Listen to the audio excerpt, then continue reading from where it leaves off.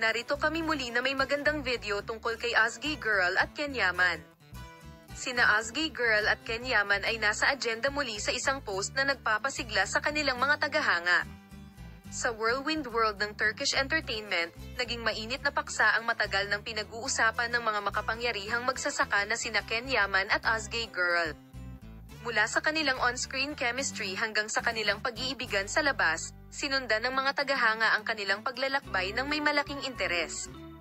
Sa mga chismis na kumakalat ngayon tungkol sa pagbubuntis ni Azgay Girl, malinaw ang pag-asam at pananabik.